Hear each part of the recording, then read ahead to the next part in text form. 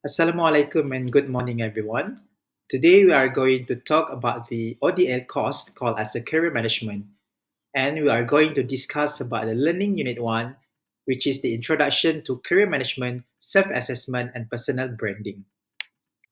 We are moving for the first subtopic whereby the introductions of career management. Why actually we have to study and learn about the career managements? They are basically three important things. The first one in terms of the platform for strategic career management. By looking into the recent job market, there are so many jobs with different types of job requirements and skills required.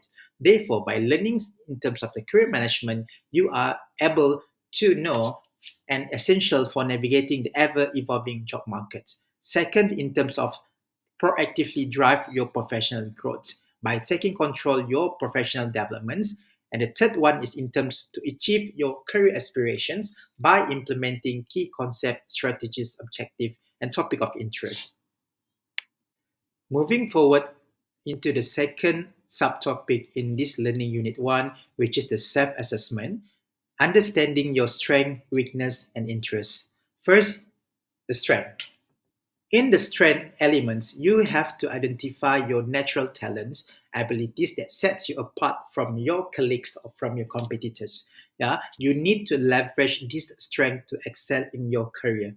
For example, let's say you are very excellent in terms of the sales and marketing. So you use these strengths as your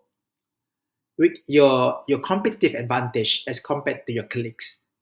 Second, in terms of the weaknesses, you also have to be able to acknowledge and identify your weaknesses. And the most important part, after identifications of your weaknesses, you need to work on improving your weaknesses in the future. And the last is your interest. You need to explore your passions and align with them with your potential career paths. You have to find the works that excite you, that leads you to a greater job satisfaction. Moving towards to the third element in this subtopic, whereby the personal branding. How you are going to improve your personal branding. There are three mechanisms that can be used. The first one, you have to define your unique value. What is your unique value as compared to your other colleagues or other competitors? That will be your competitive advantage. For example, let's say I'm taking myself as the example. I am the marketing lecturer. So rather than just giving the theoretical part, I'm using my experience as the true online entrepreneur, which creates the practical sense of practical skills to my students as compared to the others, maybe just focusing on the theoretical part. Second, you need to create your online presence. Nevertheless, we cannot deny that the current situations or the current trends, most all of the things will be putting online. So you as the academicians or researcher also need to take part and make yourself visibility through online presence. I'm taking example of myself. I'm also one of the TikTok content creator whereby I'm not only conducting my class through physically, but also I'm conducting my class through the TikTok, through TikTok, which is I create my own content and publish it for my students and as well as for the public. And the last but not the least is showcase your expertise.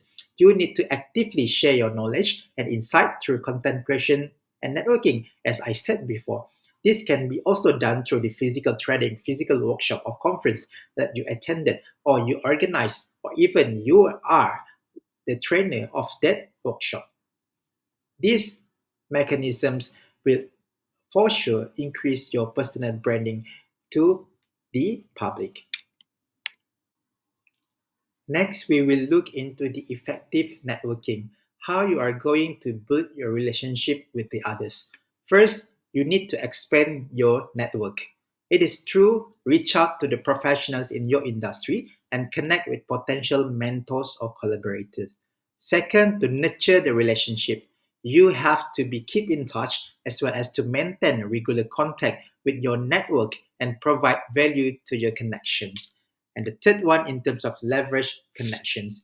Trust me, with these kind of mechanisms, you will not only be able to building a good relationship for the short term, but as well as for the long term benefits, maybe in terms of the future research collaborations, publications, or as well as other things that related to your job scope, which at the end of the day will increase your career management qualities.